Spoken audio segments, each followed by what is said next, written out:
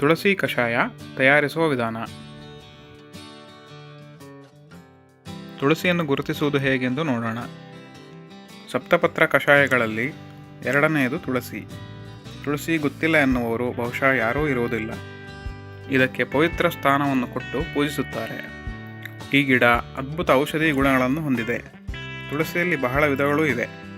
ಮೊದಲು ನೋಡಿದ್ದು ಕೃಷ್ಣ ತುಳಸಿ ಮತ್ತು ನಂತರ ನೋಡಿದ್ದು ಶ್ರೀ ತುಳಸಿ ಅಥವಾ ಲಕ್ಷ್ಮೀ ತುಳಸಿ. ತುಳಸಿಯ ಉಪಯೋಗಗಳು. ತುಳಸಿ ಎಲೆ ಕಷಾಯವನ್ನು ಕುಡಿಯುವುದರಿಂದ ಬದಲಾದ ಹವಾಮಾನದಿಂದ ಬರುವ ತೊಂದರೆಗಳಿಂದ ಕಾಪಾಡಿಕೊಳ್ಳಬಹುದು. ಸೈನಸೈಟಿಸ್, ಜ್ವರ, ಗಂಟಲು ಮತ್ತು ಇತರೆ ಶ್ವಾಸಕೋಶ ಸಂಬಂಧಿ ತೊಂದರೆಗಳಿಗೆ ಇದು ತುಂಬ ಒಳ್ಳೆಯ ಔಷಧಿ. ತುಳಸಿ ಎಲೆ ಆರೋಗ್ಯದ ಜೊತೆಗೆ ತ್ವಚೆ ಸಂರಕ್ಷಣೆಯಲ್ಲೂ ಬಹಳ ಉಪಯುಕ್ತವಾಗಿದೆ. ಬೆಳಿಗ್ಗೆ ಖಾಲಿ ಹೊಟ್ಟೆಯಲ್ಲಿ ತುಳಸಿ ಕಷಾಯವನ್ನು ಸೇವಿಸಿದರೆ ಜೀರ್ಣಶಕ್ತಿ ವೃದ್ಧಿಯಾಗುತ್ತದೆ. ತುಳಸಿ ಎಲೆ ಕಷಾಯದೊಂದಿಗೆ ಕಾಳುಮೆಣಸಿನ ಪುಡಿ ಹಾಕಿ ಸೇವಿಸಿದರೆ ಮಲೇರಿಯಾವನ್ನು ಗುಣಪಡಿಸಲು ಸಹಾಯವಾಗುತ್ತದೆ. ತುಳಸಿ ಮತ್ತು ಶುಂಠಿಯ ರಸವನ್ನು ಬೆರೆಸಿ ಸೇವಿಸಿದರೆ ಕೀಲುಗಳ ನೋವುಗಳನ್ನು ಕಡಿಮೆ ಮಾಡಬಹುದು.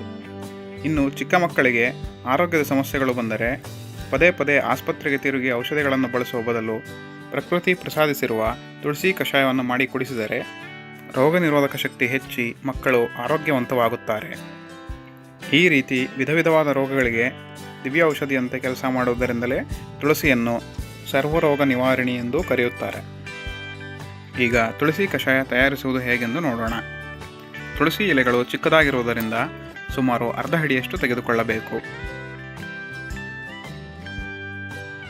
ಸ್ಟ್ರಕ್ಚರ್ಡ್ ವಾಟರ್ನಿಂದ ತೊಳೆದು ಶುಚಿಗೊಳಿಸಬೇಕು.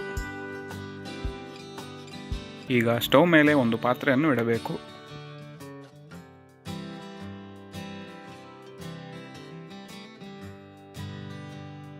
ಇದಕ್ಕೆ ಸುಮಾರು 200 ml ನೀರನ್ನು ಹಾಕಿ ಕುದಿಯಲು ಬಿಡಬೇಕು. ಈಗ ಈ ಕುದಿಯುತ್ತಿರುವ ನೀರಿಗೆ ತುಳಸಿ ಎಲೆಗಳನ್ನು ಹಾಕಿ ಸ್ವಲ್ಪ ಹೊತ್ತು ಸಿಮ್ನಲ್ಲಿ ಇಡಬೇಕು.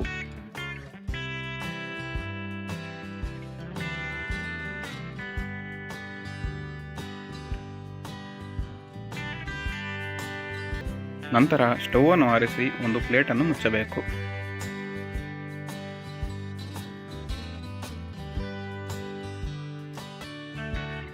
ಒಂದು ಸ್ಟೀಲ್ ಫಿಲ್ಟರ್ನಿಂದ ಇದನ್ನು ಶೋಧಿಸಿಕೊಂಡು ಕುಡಿಯಬೇಕು.